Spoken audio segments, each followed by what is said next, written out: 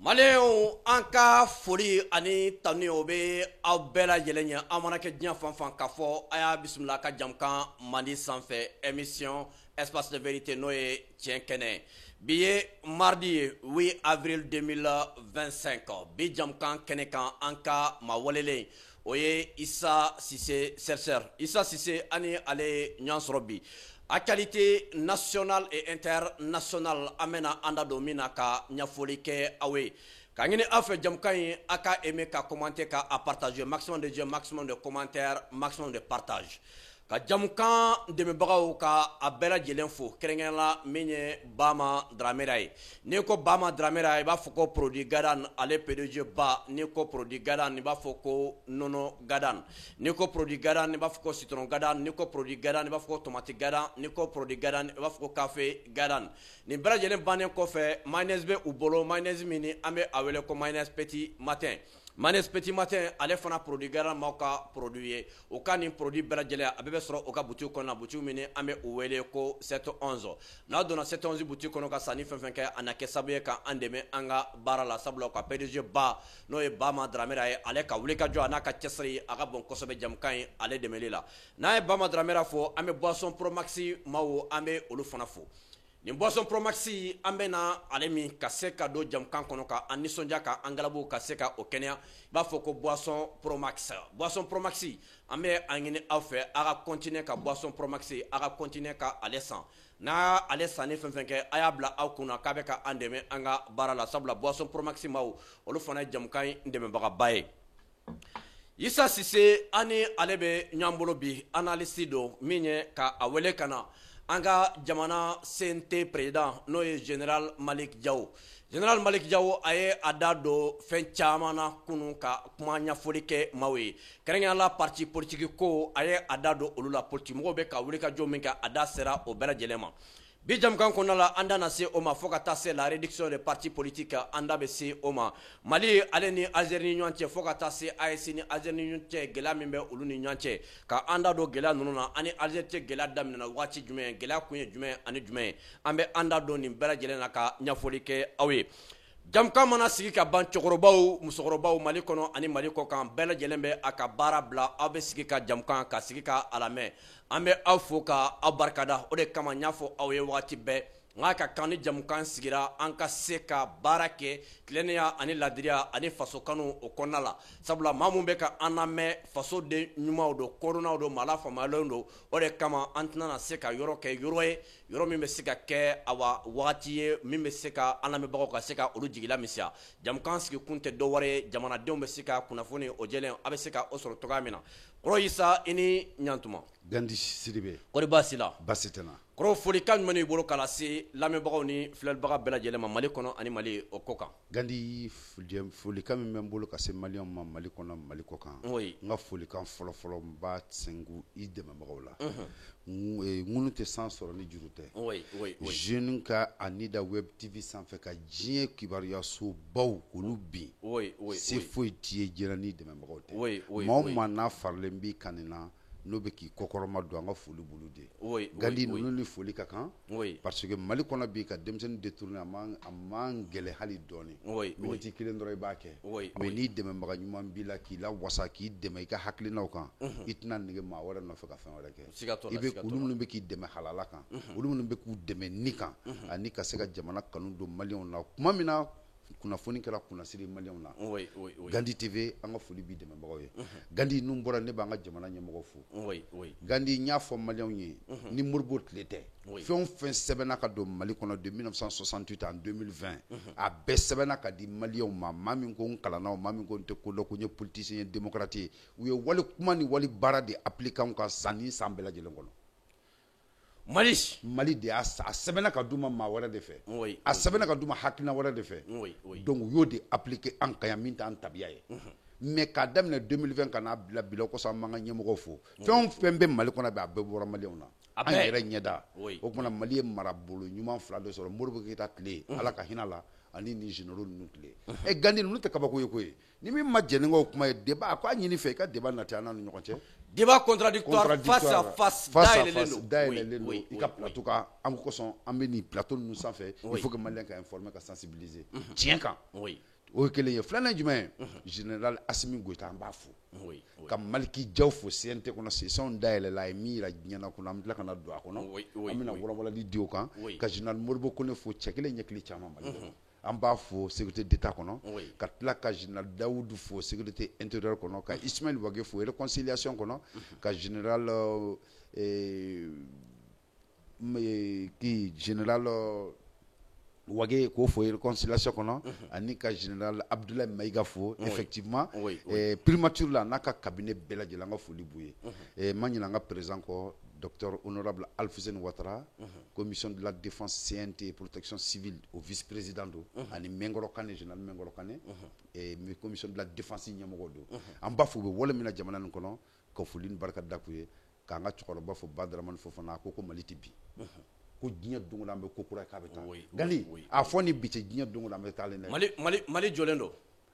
wa ko kɛlɛ de tɛ kɛ ko maa tɛ sɔrɔ diɲɛ ka nin fanga in cɛ Mali kɔnɔ cɛkɔrɔba n'a ka denbaya dalen bɛ bele ko an b'a fɔ ka wale ɲɔgɔn si ni kɛnɛya ba Ala k'o d'i ma halisa dugawu kɛ ni ɲɛmɔgɔ ninnu ye Mali kana nimisa vraiment Mali ka wuli k'i jɔ diɲɛ kɔnɔ professeur Amadou Toumani Touré k'a fɔ cɛ min ko ale bɛ hadamaden furakɛ yiri fara yiri ŋɔmɔ ani furabulu la k'a bɛ hadamaden furakɛ bana si tɛ dugukolo kan k'ale tɛ se ka min furakɛ hadamaden Gandi ɲɛ kibaruya sɔrɔ ka bɔ Venezuela ka bɔ diɲɛ yɔrɔ bɛɛ sida k'a bɔ la k'u taara dɔgɔtɔrɔso la visite kelen kɔfɛ furaw talen k'u da k'u ma ko bana tɛ jolikisɛ la tuguni cɛ ko k'a tɛ jolikisɛ la a taara yɔrɔ jumɛn Allahu akbar o n'a ɲɔgɔnna caman kirikirimasiyɛn dɔw ko ko épilepsie b'u den na k'a ban ko fura ta k'u tun bɛ k'u yɛrɛ ka min don donc a bɛ nin bɛɛ lajɛlen furakɛ a n'a ka denbaya dalen bɛ cité des infirmiers la Amadou Toumani Touré k'i fo k'i waleɲuman d'a kan numéro 79 22 17 49 Bamako cité des infirmiers kɔnɔ ka segin ma studio kɔnɔ Gandi Sidibé kɔrɔ an bɛ i yɛrɛ fo min ye la réduction des partis politiques kɔrɔ ko parti politique ka ca Mali kɔnɔ parti 399 san o san jamana tun bɛ miliyari caman de ta ka di nin parti politique mɔgɔw ma a kɛra ni dɛsɛra baara la ni baara t'i bolo i bɛ parti politique i bɛ a dayɛlɛ jamana bɛ financement ta k'a di aw ma fasodenw ka impôt n'u ka taxe ka se ka parti politique ka olu la ɲɛnamaya o kɛra sababu ka mɔgɔ caman encourager parti politique créer la fɔ an ye an yɛrɛ sɔrɔ 399 na kɔrɔ jamana kɔnɔdenw y'a ye k'a fɔ tiɲɛ yɛrɛ la wagati kɛra jamana mɛnna politique mɔgɔw bolo san 30 ni kɔ jamana bɛ ka segin kɔfɛ a tɛ ka taa ɲɛ malgré tout ça san o san fana financement bɛ ta ka di u ma ko ka financement ko ka a wari min bɛ ka taa ka di parti politique ma ko ka a tigɛ pewu ko ka dɔ bɔ parti politique olu cɛ a la kɔrɔ e ka yeta ye jumɛn ye ni réduction des partis politiques Gandi an bɛ foli de kɛ maliyɛnw ye nin kɔ fasodenw kumana tuma min na ni sɔrɔsiw nana fanga la assisiw kɛra ANR sigira maliyɛnw y'u hakilina di a ko la mais Gandi fɛn min bɛ yen bi ko ne bɛna o fɔ ɲɛna dépense ni fɛnw bɛɛ tun bɛ k'olu kun ka bon mais fɛn min bɛ yen n'a ka jugu n'o bɛɛ lajɛlen Gandi min'o de f'i ɲɛna fɛn min bi ko parti cɛya ka jugu jamana ma min na min'o de f'i ye foyi ma Mali tiɲɛ bi k'a ban ni parti politique tɛ parti politique ko le Mali tiɲɛ ka ban pewu Gandi jamana o jamana n'o parti sera 300 n'a kunkanfɛn ma o jamana tɛ kɛ jamana ye diɲɛ kɔnɔ Maliyɛn bɛ kuma joli mɛn candidat bɛɛ lajɛlen da k'u b'u faso kɔnɔ si ni si tɛ kelen Gandi hali du kɔnɔ ni du tigi cayara mara t'o du kɔnɔ jamana kɔnɔ n'a parti politique cayara mara t'a kɔnɔ o kumana Mali bɛ danga min kan wajibi do bi Mali parti politique ka ci ka bɔ Mali kɔnɔ k'a ci pewu ka Mali yamaruya ni parti hakilina minnu dira parti 2 ou bien 3 k'a d'aw ma k'a yira démocrates la ko Mali ni diɲɛ de bɛ ɲɔgɔn na Gandi maninfin kelen o tɛ se ka jamana jɔ parti kelen tɛ se ka Mali jɔ parti o parti n'a bɛ Mali kɔnɔ ni maa kelen min ye fanga sɔrɔ bɛɛ bɛ kɛlɛ k'o nɔfɛ pour que olu ka place sɔrɔ o tɛ jamana jɔ mais ni groupement kɛra 2 ou bien 3 ye je pense que o de bɛ jamana taa ɲɛ et je pense que jamana bɛ se ka réguler fɔlɔ a bɛ mun kɛ encadrement bɛ na jamana kɔnɔ hadamadenw ka taa voter wari la u bɛ na ba jamana kɔnɔ hadamadenw ka tugu maa kɔ a bɛ na kɛ conviction kan a bɛ na kɛ fɛn kan an b'i lamɛn donc mais n'o ma ɲɛdɔn a bɛ jamana ka dépense caya a bɛ jamana kɔnɔ denw bɔ da la wa diɲɛ ɲɛ bɛ don an na parce que an tɛ ɲɔgɔn dɛmɛ mais ni ɲɛmɔgɔ minnu bɛ parti 300 o maa 100 mana ɲɔgɔn sɔrɔ groupement fɛn fɛn kɔnɔ diɲɛ na diɲɛ b'o bonya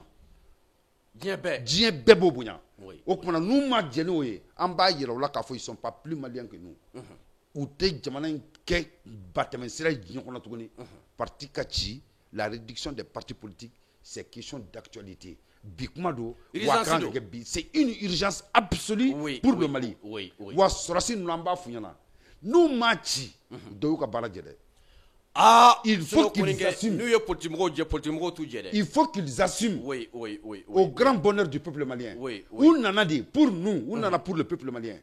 Ka plier nyuma jo pour ka se ka kɛ. Ou kanu kodo Mali parti politique lo ka beti. Anya fu yo ku sembo apmana. Dokan wele kanko ka ka ci gasabu minamba dima. Débat contradictoire face à face. Nanga met lengu wele. Anya défi lancer auté non. Auté son. Alors que bébé réseau sans fait. Ou ko so président mana ki dado la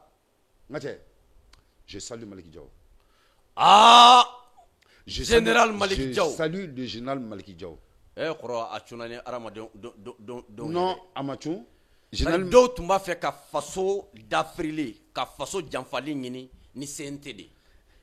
Ibadon Maliki Diaw ya ira bela le faso de nyuma de ale kodona de ale mala famalende avec ka baraka faso de ate ka baraka ayeba kunye. Ibadon a ye tic-tac flaqué diɲɛ kɔnɔ o diyara ne ka tɛmɛ diɲɛ fɛn bɛɛ kan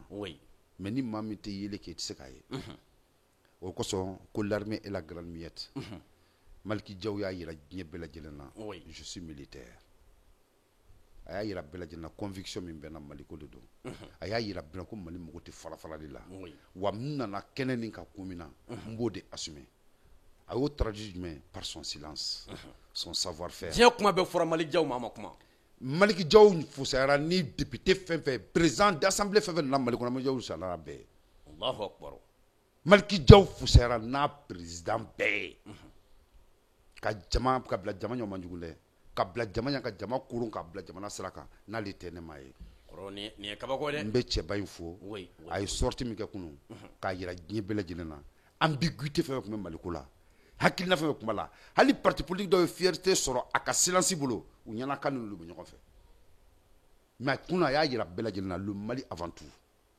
wa n'a bɛ tulonkɛ jamana in les grands temps n k'a yira u la k'a fɔ min ye jamana ye n k'a yira u la k'a fɔ an bɛ chantier min kan wa chantier in bɛ élaborer diɲɛ kɔnɔ il a montré son impartialité faso joli sira kan n b'aw bɛɛ lamɛn n jɛna ni bɛɛ ka kuma ye mais bi an taabolo ye nin de ye tiɲɛni min bɛ jamana kɔnɔ aw de don fo bɛɛ de ka se ka jamana taasira faamu. Fo bɛɛ de ka nin ye ko bɛɛ ka jamana taasira faamu ko bɔn ko jamana bɛ chantier min kan k'a tɛ nin bila n y'a fɔ Maliyɛnw ye san n'o delila k'a fɔ n bɛ segin a kuma kan ko civil ni militaire jɛra i ye militaire de ye dɛ ko militaire ni civil jɛra k'i ye militaire de ye dɛ o tumana Mali Diaw ye a ka patriotisme a n'a ka savoir faire a n'a ka déontologie militaire a y'a bɛɛ lajɛlen savoir bɛɛ lajɛlen kɛrɛnkɛrɛn k'a bila kunun session ɲɛ. Qui est le général Maliki Diaw? Qui est sa nouvelle fille? Qui est sa nouvelle fille de route? Non. J'ai tellement aimé sa sortie sans ambiguïté, sans influence. Ama munumunu togo la min b'a kunna da caya fɔ hadamadenw ɲɛna wa n bɛ k'aw bɛɛ observer fɛn o fɛn bɛ réseau sanfɛ a bɛɛ lajɛlen bɛ k'a kuntilenna de ɲini jamana ko tɛ o kumana anw bɛ mun na an bɛ jamana ko de la. Ne y'o de fɔ i y'a faamuya ninnu bɛ kɛnɛ min kan ni Mali ye ninnu perdu ka sɔrɔ an m'u kɔnɔko bɛɛ dɔn bilahi an bɛ nimisa il faut k'an ka ninnu kɔnɔko bɛɛ dɔn général ninnu an ka ninnu kɔnɔko bɛɛ dɔn an ka ninnu kɔnɔko bɛɛ dɔn parce que a ma k'u ɲɛna a ma f'u ye a ma lakulu ye a kɛra u yɛrɛ ɲɛna u bɛɛ y'a ye u y'a bɛɛ ye k'a bɛɛ lajɛlen assister k'a bɛɛ lajɛlen faamu ka tila ka n'a ye k'a fɔ ko fura fana t'a la bon on est engagé pour a ka nin kuma kɔnɔ il vient d'approuver par A plus B. Nin y'a ni de ye. Mali ko y'a ni de ye. Jamana ko y'a ni de ye. Wa baara min bɛ jamana kɔnɔ a bɛ kɛ ka s'a dan na de. An ye bɛɛ ye bɛɛ y'i yɛrɛ affiché. Ka da mun kan? Parce que diɲɛ bɛɛ y'a fɔ an ɲɛna k'aw tun ye mɔgɔ min ye an tun ma da la aw kɛwale y'a yira an na. Président ma bɔ k'a fɔ yan don dɔ ko transition bɛ sigi tuma min na jamana dɔw sera ma nin ye n ka mɔgɔ nin ye n ka mɔgɔ nin ye n ka mɔgɔ ye. Bɛɛ y'i da de maa si ma président ka kuma accompagner mais Maliki Diaw ka kunun kuma a b'o bɛɛ lajɛlen sɛbɛntiya. k'a fɔ an y'a bɛɛ faamu mais il fallait de temps au temps ko ni sanu y'a don wagati jɛ a bɛ kɛ sula de o kosɔn n y'a fɔ adamadenw ni ko wulila kuma o kuma diɲɛ na f'i ka analyse kɛ a wagati kɔnɔ il est grand temps que tout le monde sache que ces militaires, ces généraux sont engagés pour l'avenir de notre nation et l'avenir de l'Afrique. Faut bécani de famou. Au Kmanamba Fouyanade, ou Katani Baragné. Nous sommes la voix tranquille du Mali. Nous sommes là avec la sincérité, le sérieux, l'abnégation pour accompagner nos généraux. Gali, au complexe, on a bien franchi fait. Oui, on est engagé pour tableau temps an ba ala deli mɔgɔ min na ala ka maa di an ma minnu ka conviction bɛ se ka na ni jamana ta ye n'anw yɛrɛ bɛ sa olu nɔfɛ. nka ni maliyɛn dɔ tun b'a fɔ n bɛ sa i nɔfɛ o tɛ sa dɛ. ayi saya wagati de sera maliyɛn ma anw ma nin wagati na ninnu ka baaraw ka taa n'a ye bilayi on met qui au défi ces militaires ces généraux. ka an bɛɛ ka sa ninnu nɔfɛ. a bɛɛ u bɛna ye an taabolo bɛɛ lajɛlen na u bɛna ye fɛn bɛɛ lajɛlen na k'a ye k'a fɔ vraiment ko ces généraux méritent le respect. Il mérite la considération et il mérite la fierté vraiment de notre nation. Kɔrɔdɔnw ni parti politique ni bɛna kɛ a nɔgɔyatɔla ye. Gandi an b'a bɛɛ de ban nin senfɛ a bɛɛ de bɛ ci u ka taa ni baara ɲɛ u kana siga u kɔni kɔfilɛ n'u k'a bɛɛ ci ka parti mais parti association de o Gandi parti na kun ye mun de ye. I bɛ jamana bɛ sɛbɛn de d'i ma k'i ka kuma tɔgɔ i ka fanga ɲini ka jamanadenw de défend. Oui, ka jamana dɛmɛ. Parti denw ka baara lajɛ Mali bɛ nin hakɛya kɔnɔ e k'o comportement lajɛ. Dugu 250 de cira ninnu ɲɛna maa si ma se ka wuli ka kuma la diɲɛ kɔnɔ hali ma na don o fana kɔnɔ o volet kɔnɔ sisan an bɛna na jaabi di o kɔnɔ u ye erreur dɔ ko o kɔnɔ n bɛna n'o yɔrɔ bɔ k'a f'i ɲɛna kelen i y'a faamuya maa 600 ani 500 de fara nin parti politique ɲɛna ninnu ma se ka wuli k'u jɔ k'an défend parti si officiellement et officieusement o si ma kuma ka kala don ɲɛna ka bɛn n'a ye e bɛna jamana fanga ɲini jamana jumɛn de ye. Non, tiɲɛ ne bɛ ka ɲini jamana kɔnɔdenw de kama degun bɛ jamana kɔnɔdenw kan. Wagati min na i bɛ bɔ k'i jɔ. Tombouctou bateau cira yan ni parti 300 ni kɔ bɛ jɔn wulila ka officiellement ka déclaration kɛ bi pour que k'a condamner. Sɔrɔdasi 1400 k'olu faga entre 2015 et 2020 maa bɛ se ka wuli k'olu défend. Maliens 2 millions de déplacés 130 000 exilés ninnu ɲɛna. Jamana 89 tun bɛ yan u bɛ k'an manipuler k'an tripoter k'an ka dugu bɛɛ ci ninnu ma se ka wuli diɲɛ na k'a fɔ ko MINUSMA bɛ ka baara min kɛ k'a ma ɲɛ o kosɔn a ka analyse in kɔnɔ i bɛ fɛn bɛɛ lajɛlen y'a kɔnɔ i b'a ye k'a fɔ k'a ka daden a n'a ka muɲu n'a ka sabali o kosɔn n y'a fɔ maliyɛnw ɲɛna souvent le silence n'i ka kɛgun le silence est une réponse pour des gens très intelligents le silence d'un responsable est aussi une réponse. Mais dominer la kumana sa i bɛ sɔrɔ ka dɔ de la k'a fɔ tiɲɛ la min don o don de i bɛ sɔrɔ k'a ka silence jumɛn de kan je salue le général respect mon général Gandi ninnu dɛmɛni y'an ma wajibi ye hadamaden bɛ i ka ɲɛnamaya kɔnɔ ka ninnu dɛmɛ fasoden bɛɛ lajɛlen ka se k'i labɛn ka ninnu dɛmɛ i ka ɲɛnamaya kɔnɔ i bɛ fɛn dɔ de souhaiter i ka bɛn ni cɛfarinw ye i ka bɛn ni cɛgɛlɛnw ye i ka y'olu dɛmɛ ni kumakan i sujugu ma sa diɲɛ kɔnɔ don dɔ la nous serons fiers de dire qu'on était vraiment très content d'accompagner ces généraux. Bilahi ni Modibo Keyita tun ye ni jamanaden sɔrɔ anw sɔrɔ nin wagati la min kɛra Mali la a tun tɛ Mali sɔrɔ o kumana Ala ko ten de ko ni un nana ko den dɔ bɛ na n'an y'a faamu an bɛ se a kɛcogo ɲuman na Modibo tile banna ninnu tile nana ninnu tɛ bɔ an bolo diɲɛ kɔnɔ n y'a f'i ɲɛna n ko ninnu généraux bɛɛ bɛ Mali mara yan san 50 san 10 b'a da bɛɛ ma assure la continuité. Assure la continuité 5 ans d'office 5 ans de bonus. Maliens, a y'a sɔrɔ an bɛ ka mouvement min wuli uniquement pour la continuité de la transition. Mouvement non aux élections. Au Mali, au Niger et au Burkina. 5 ans d'office à Asso, 5 ans de bonus. 5 ans ko kuma in fana kɔrɔ a bɛ ka dugu minɛ bi dɛ. Mais Gandi ci jumɛn de b'an ye diɲɛ kɔnɔ ni nin tɛ fɛɛrɛ jumɛn de b'an ye ni nin tɛ se jumɛn de b'an ye ne ko Mali bɛ nin cogo min na diɲɛ bɛ k'an kɛ ta cogo min na an bɛ fanga bɔ ninnu bolo k'a di jɔn ma an ka taa nɛrɛmugu da la. Démocrates man'u jɔ o dɛsɛlen ba ko une armée forte est une menace pour la démocratie. Ces démocrates doivent avoir la honte de leur vie. Jamana bɛ sɛgɛn min kɔnɔ Musa taara ka jamana to cogo min na ni dɔ kun farala k'olu tile kɔnɔ Algérie bɛ ka min kan a ta kɛ Musa tile kɔnɔ mun na Algérie ma nin kɛ Mali la Modibo tile kɔnɔ mun na Algérie ma nin kɛ Mali la mun na bɛnna ni démocrates tile parce que u y'a dilan k'a d'u ma n y'a de f'i ɲɛna n ko le Mali était dressé dans un programme élaboré par les démocrates. o dumbo le kono o de kess ma blu kono ko san bi saba kono ni nyoko chiele beta jamana mi ka ko bi se ka wuli ki jona yere oui maximum miri ka jamana be ci ka ban kelege minan tunte ambolo fo tunte ambolo politique oui dia ko fo ka ta accord d'Alger parce que c'est tunte alhamdulillah bi kelege minan be ambolo kelege ciow ba ambolo amesi ka terosu bunte bi ni ma dele ka finyala ngo tikinu ye minan mi sa ngama daba terrorisme kama ngutte ma dole be tiga ci ya kuma fo ni dabora kamali choko sigi nyoko jamana nyoko gandi mo be jamana ndo 1957 loi mi votera ministre mi ngusigira français fait Mali kono en 48 Max de Jeune il était le ministre du Sahara le premier ministre du Sahara c'était pour organiser katla kana ye fede urtu min diroma ay fede urtu ke jamana sitanda fe mi ma signé dina ko ni français sigana kana Mali kono kita deme abe ya signé un beau programme de kono démocrate na ka ndo ya français made o ko so français yi kaka no wakati la français tu ngabo ki kaka devant murbo ak ngabo ki kaka sumusa atese o kuma nunu tile la te kan nyana aw famiyalen ko fe ye famiyalen ko fambulo nunu demeli kala mo wajiba ambe san nunu no fe de Mali ma dire ka massa to folo de mais nous allons mourir derrière ces militaires là ou ka tani baraye 5 ans communication domaine kono ko ngam fara be ka jugu tereke ah non fa be fe mais jugu tereke communication domaine kono oui mais dalu tubolo argument tibolo il se ka fo de kam mandi mais quand ni tiete o te e be ka kuma ni di am ka kuma ni faso kuma di na dron kele la kuma teo na socialité de ibina ni dalué ni nana dongo de be kuma ke babla nye journaliste do mangame gandi oui kambe ka foko 5 ans a Assimi 5 ans de bonus ko est-ce que kale bi yele ni ngam be dinya kalama journaliste do ko ma fil non journaliste do bon comme ko journaliste do ne ma fili mais ne ale ko kale journaliste voilà journaliste do malien do abe mali ko na ko jugu abe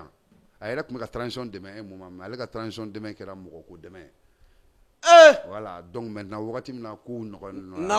na ko na ale tati na ale tay na daka ko di donc ay défi lancé ko ka 5 ans di Assimi ma donc ale ta na daka ko ale tay na daka ko de mba ko na kay ni ta ko na may amay ale tay na daka ko de wale tay mo ale kalana abi jamana yi mo ko de bulu abi jamana yi kuntle na do de fe mais koro ma fa ka fen do fie jam kan kono be haketo ngini ki fe baro mo ba be kana me wati be me jam kan damna noy tout à fait mo ba be ka aname faso kan ba be kana me na ma nya ka fo kibe mo la me kiba ka kuma kan fo aka soro considération ba tigi kan atigi ka ke mo basigi lenye mais ka ta ji wulu kono denga mo do no fe kibe na no kuma e an lamɛ bawo be jigana me haketo ngini ki fe na so ni mo do kan nyana tegelen do ni ko nyana tege yeto ko te me asoro cher la na kuma kan fora mo be se ka kala tura kuma kana no do ko ngi do ko be se ka tata nay gandi mo mais no ko ngi te fo dinga ko mo ka fa me jigolu no fe lamɛ bawo be jiga ana parce que an sigi ku ye mali ko de o te jigana oui parce que am ka kuma fo jamana kono maka soro ka dalu do di ka ko do dévier na ma auditeur dévier o ko la droit ça veut dire qu'on a failli à notre devoir. Il faut de l'obligation d'étiquette. On est obligé de répondre à tout le monde. Oui. Pas à tout temps. Mais quelques rares fois, il faut les répondre. Mais c'est la première fois que mais il mérite une réponse claire. Quand il y a là, à table de situation, Mali doit être Mali don, aller continuer à m'intoyer. Pourquoi 5 ans Assimi? Ko Burkina Minga ko Mali Munga. Ko Nigeria ka Minga ko dira Niger ma ko Nigeria Munga. Lui n'a rien compris. Le Niger est un État. Le Burkina était un État.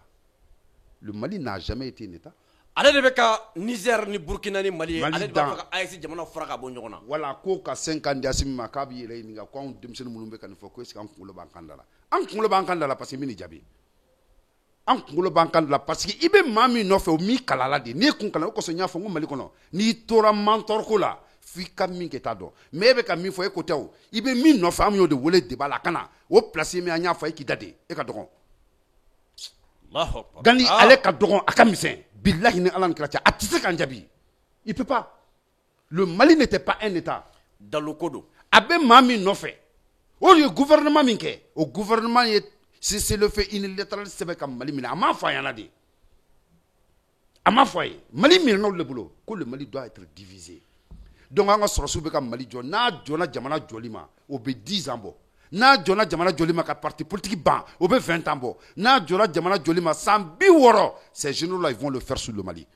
au be jamana mara tant que anga pili o majo tant que fin jugu min donanga jamana kono tant que an keleme ka adama den turu tugumna on be nun jabi katana nun jabi le amma wajibi k'u ka n'u sigi caméra kɔfɛ min ka d'u da u k'a fɔ qu'ils sont devant eux généraux ninnu ka taa ni baara ye u ka guerre kɛ min ye plan de communication ye an bɛ plan de communication an b'a bɔ ka di a tɛ ci non alhamdulillah ni jamukan sigira maa ba caman de bɛ an lamɛn an b'u fo j'aime bɛ tan commentaire bɛ tan partage bɛ tan mɔgɔ min bɛ k'a fɔ ko j'aime côté commentaire côté partage côté ngalon don kojugu maa n'i y'a ye i bɛ kuma don o don maaw de bɛ yen mun bɛ k'i lamɛn n'i y'a dɔn k'a fɔ n bɛ ka kuma maa tɛ ka na mɛ i b'a baara bila mun de bɛ anw nisɔndiya an bɛ nisɔndiya ni jamukan daminɛna an b'a dɔn cɛkɔrɔbaw ni musokɔrɔbaw jamana kɔnɔ jamana kɔ kan jamanadenw b'u ka baara de bila ka sigi ka an lamɛn alhamdulillah an bɛ ala fo ka ala barika dɔ la nka n'an y'a ye ko mɔgɔ tɛ ka an lamɛn an tɛ don baara in na an b'a bila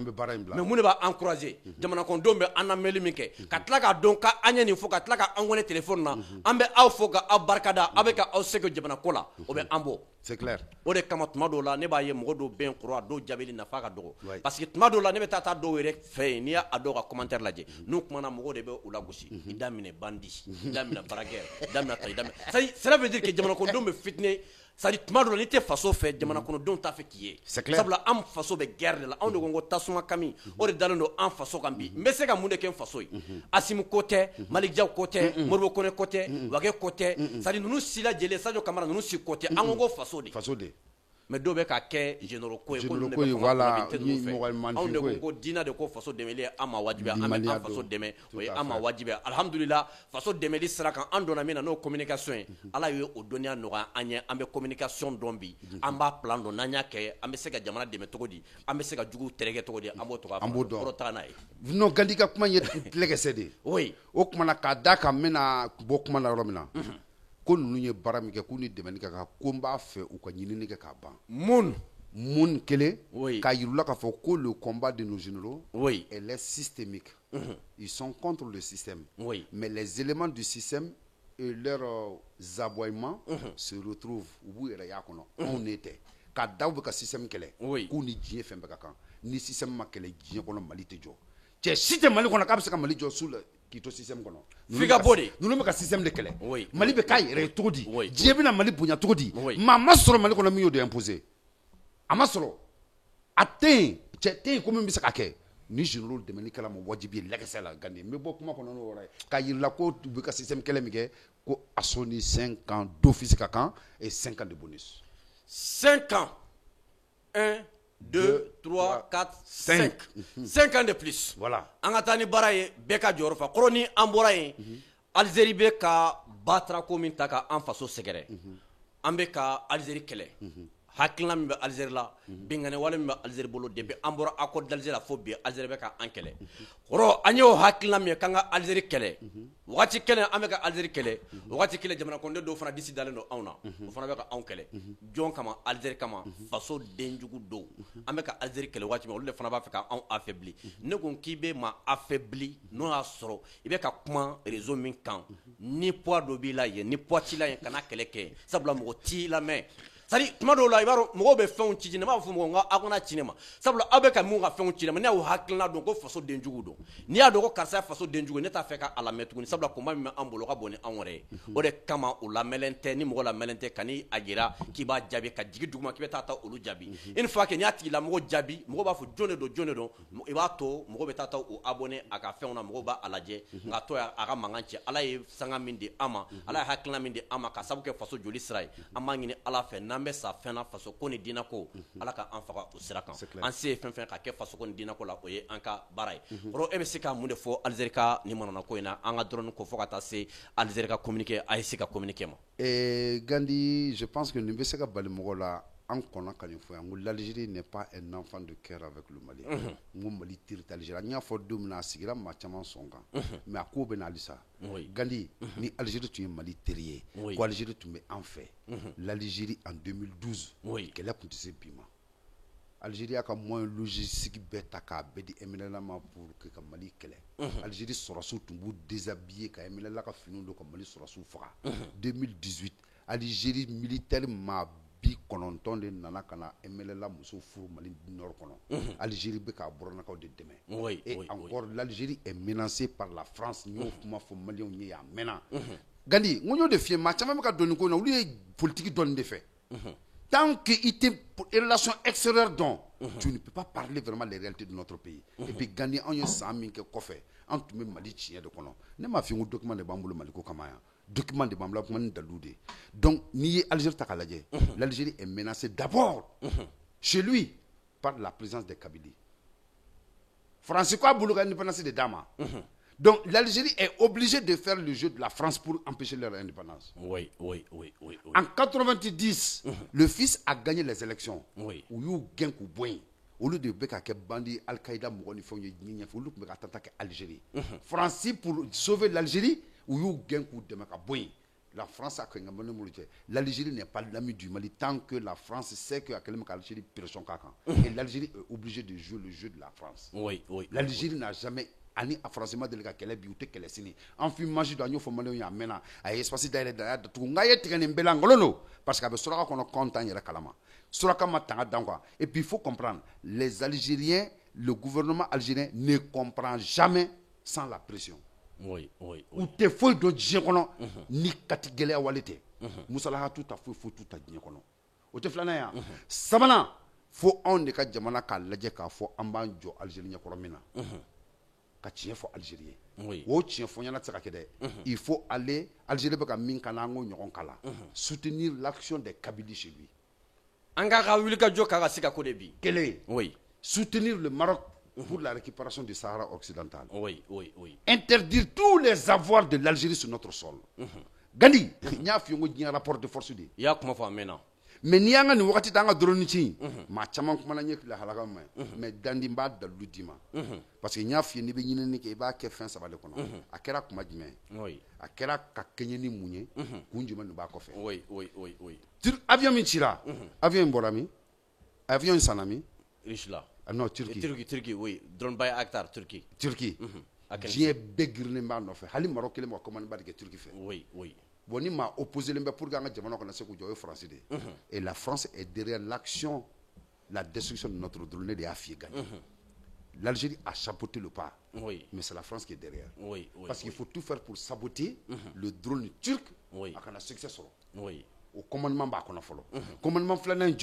il faut tout faire pour que le Mali ait un vecteur aérien qui a décès pour gagner le secrétaire. Oui. Drone tu mets espace min kono.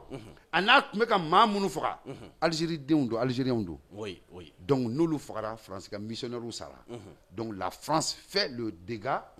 A te fait tort quand même. L'Algérie chapeaute le pas. Oui. O de jouer mina benendo. Oui. La France est derrière ça. En deux phases, empêcher la Turquie d'être opérationnelle en Afrique. Il faut le saboter. Parce que les drones by Akhtar Diatem, by Akhtar BT1, BT2, il faut que tu aies 6 mois. Vous avez 6 mois que tu aies drone, drone by puissance, mais drone, mais drone, mais fanga bon. Merci. Bon, donc nous voulons convoitiser au bout de l'école, on espère pour que les Turcs soient là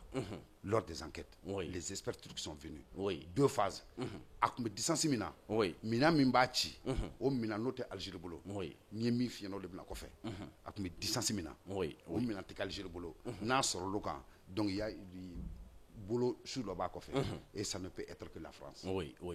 Parce que ni metti kuma mina o soro commission française be Algérie pour discuter vraiment des relations. Donc l'Algérie n'a jamais abandonné la France, l'Algérie ne peut pas abandonner la France. Mais c'est à nous de nous imposer. C'est à nous de montrer sous ces plans-là que nous sommes unis derrière une structure nationale, derrière notre armée. Tant que un bon scénario nous connaissons, parti politique tchad avec un malien sous la matin. Parti politique tchad au trône de ces maliens, ou te baradama, ou banque il a blaué, ou qu'on a bella de l'imté comme mentor non fait. A bien gagné le bachien, ou qu'on a nous correct comme un kelly ma blaué, anti-sagania solo. D'où il faut détruire tous ces partis, dissoudre tous ces partis politiques, en affranchissant. Algérie sera moulbala kauna, Algérie sera finke, en yemink Algérie a moqué on y. Bon, l'Algérie sait aujourd'hui, et ma tiboun à ma quand il y a qu'à voir mon engagé quelques minutes, qu'on a tout engagé à la solution de ce là. Au te donner pour que on me la mise sur le balai dans la seconde de comme là, il sait qu'on est armé. Et puis à Oula ou Doka, espace d'Atoula. Mais Gani c'est un fit en avant. Et beaucoup d'en. Espace d'Atoula, c'est qu'à Fokaye, à Rafenga, non, c'est l'anneau.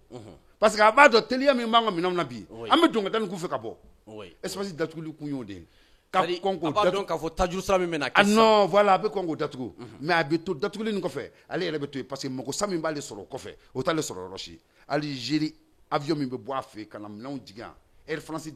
bɔlen commerce kɔnɔ bi o nafa bɛ s'ale de ma ka tɛmɛ fɛn bɛɛ lajɛlen la a tɛ se ka taa Sénégal ka na an fɛ yan a tɛ se ka don yɔrɔ fɛ ka na an fɛ yan parce que n'i nana dama n'an y'a bloqué taramaki sanfɛ o ka jugu n'a bɛɛ lajɛlen donc c'est pour dire que c'est des fuites en avant Algérie siranna Algérie kamana gana Algérie mɔgɔ sanna parce que an ka ɲɛmɔgɔ y'o de fɔ n'a ye k'a cira aw ka jamana kan a ma ban a y'a donné technique da carrosserie technique d'a ma tant qu'ils n'ont pas fourni ça il y a la main invisible derrière l'attaque de notre drone qui ne peut être vraiment que le pays mère la France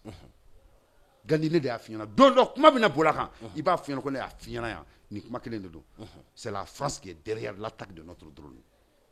France de bɛ nin kɔfɛ France de bɛ nin kɔfɛ parce que a b'ale déranger mettre un échec sur l'appareil turc o b'ale déranger i y'a faamuya donc o turc bɛ ka succès min sɔrɔ o de bɛ n'ale arranger parce que jamana tɔ mana nin sɔrɔ ale bɛ se ka kuntan ko minnu kɛ France delila ka jamana jumɛn d'i ma k'a ye moyen de défense ɲuman d'i ma a tɛ a jamana foyi bon ale dun ma anw de appauvrir pour que ale ka se ka sago sɔrɔ an na France tɛ fɛ maa si ka armée o Maroc ye commande min kɛ turkiw fɛ et drone ninnu na il fait pas quoi que mais il va sur ça du type de Maroc comme est-ce que drone nin kan ni na ni tira tu as vu donc il casse le marché des Turcs oui ça ne range vraiment que la France et non l'Algérie et l'Algérie il prend le devant pour qu'elle casse sinon il sera que drone tira mais drone on de achi musababu non tiens la il a chapeauté les pas et il doit nous fournir tous les éléments nécessaires pour le faire à qui signa ko bela jeli kono que le Mali a équivaut vraiment à l'âme de l'Algérie. Gando dron de do diɲɛ ye nin de ye teriya tɛ diɲɛ kɔnɔ bi mɔgɔya tɛ yen foyi tɛ yen donc min bɛ diɲɛ kɔnɔ il faut créer notre propre rapport de force o de kosɔn AES ma bila daga girinda la k'u ka ambassadeur wele k'a ɲɛf'u ɲɛna min y'an sɔrɔ nous voulons des explications fiables u k'u ka jamana wele a k'a di n'a m'a di AES bɛna baara min kɛ u bɛna n'o faamu. Parce que quand tu touches au Mali, tu as touché les deux pays. Mais quand AES ka communiqué du yemune fama AES ka communiqué fana la sabula AES fana bora ka communiqué kɛ ani Algérie ni ɲɔgɔn cɛ. N bɛ k'o de ɲɛf'i ɲɛna tan o. N bɛ ka don o de kɔnɔ directement. AES bɛ ka yira de k'a fɔ c'est pas le Mali, c'est la Confédération. Donc quand tu touches, le Mali, tu as touché à la Confédération. Donc Confédération ka appareil tɛ se ka ci jamana kelen fɛ. Donc je peux dire que l'Algérie a chaud, d'où l'Algérie a vite fermé ses frontières. A b'a dɔn fɛn minnu b'a kɔfɛ c'est des fuites en avant. Mais a tɛ taa diɲɛ yɔrɔ si. Il faut que AES ka Confédération ka implanté à ka bonya ni Algérie va payer très très cher. Soit il va nous donner des caractéristiques que la France est derrière. Mais ça a été commis sur son sol. Donc moi je pense aujourd'hui, ni jamana saba denw AES denw de kan ka wuli maa ko tɛ foyi tɛ an yɛrɛ b'an ka yɛlɛma hɔrɔnya tɔrɔ cogo min na an bɛ se ka cogo diɲɛ kɔnɔ l'Algérie ce qu'il a fait ça dépasse tout entendement mais an ka responsable ka faamuyali n'u ka kodɔn fɛ u bɛ ka voie diplomatique bɛɛ kɛ diɲɛ kɔnɔ mettre l'Algérie devant les faits accomplis l'Algérie et ses complices devant les faits accomplis vous ce qui n'a conséquence non conséquence de bɛ nin kɔfɛ très grave et je pense que la France va payer cher dans cette histoire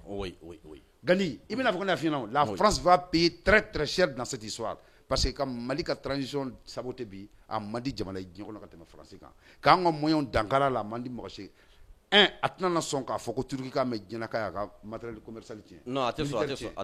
sɔn diɲɛ kɔnɔ ko Russie k'a dɔn k'a fɔ k'a ye u ka moyens tiɲɛ o kumana a bɛ Algérie de pousser ka bila nin na l'Algérie va prendre garde n y'o de f'i ɲɛna n'i ye ko ɲɛɲini dɔrɔn ka ko ta dɔrɔn i b'a ye k'a fɔ a bɛ accès minnu b'a kɔnɔ n'i ye ko kunta i tɛ fɔ a kɔ diɲɛ kɔnɔ an b'o de f'u ɲɛna ko maliyɛnw k'u basigi an ka ɲɛmɔgɔ bɛ k'a ɲini ɲɛ min fɛ ko ɲɛ ɲuman dan don jamana b'a ka ko bɛɛ lajɛlen ɲɛɲini tan jamana bɛ jɔ ta o kumana ninnu sɔrɔsiw ka taa ni baara ye généraux ka taa ni baara ye généraux 5 san 50 a ye baara nin kɛ an baw kɔ a bɛɛ bɛ Mali mara yan san 10 siga foyi t'o la a bɛɛ b'a mara yan o ka taa n'a ye dɔrɔn o san 50 bɛ ban tuma min na inchallah ni parti min ni Ala ye si di parti politique min ma donc n'o sɔrɔla parti fila o kumana n'a sɔrɔ ka fanga d'aw ma sinon parti ko kɔni banna jamana kɔnɔ u bɛ kuma dɔ bɔ aboyement de la o parce que Mali u ye sariya min yɛrɛ ta caman bɛ taa retraite la kalo kura donc n'i ye nin ye ka o b'o kuma serenw de la parce que nin si tɛ fanga mara yan san 60 a bɛɛ ta banna san 60 an bɛ mun f'i ye fanga ko la bilen non siga foyi t'a la i b'i yɛrɛ ɲini de donc maintenant i bɛ taa u ɲɛ b'o de la temps min bɛ ka di u tɛ sɔn temps ka di bilen parce que u ɲɛ b'a la u ka retraite banna n'i ye san 60 sɔrɔ ka ban i tɛ kɛ fangatigi anw fɛ yan diɲɛ kɔnɔ o y'a bannen nin kelen kelenna dun bɛɛ ka ca ni san 50 o kumana an bɛna kɛ n fa Adama ka cidenw ye dugukolo kan a y'aw sigi so ye a y'an mara san 30 an b'aw mara san 50 parti bɛɛ bɛ ci a bɛɛ Gani ngo u t'a dɔn a y'aw sɔgɔ mun na bani mouvement non aux élections au Mali, au Burkina et au Niger. 5 ans d'office à Asso, 5 ans de bonus. C'est en tentant militaire bébé Djamana Maraya pour notre grand bonheur, pour notre épanouissement dans notre espace AIS. Oui. Gani tu me bolo ka fara wolo kan. Kroika kuma kunche kuma jumɛn? Na kuma kunche kuma ka Maliens fo ka lameli la surtout anga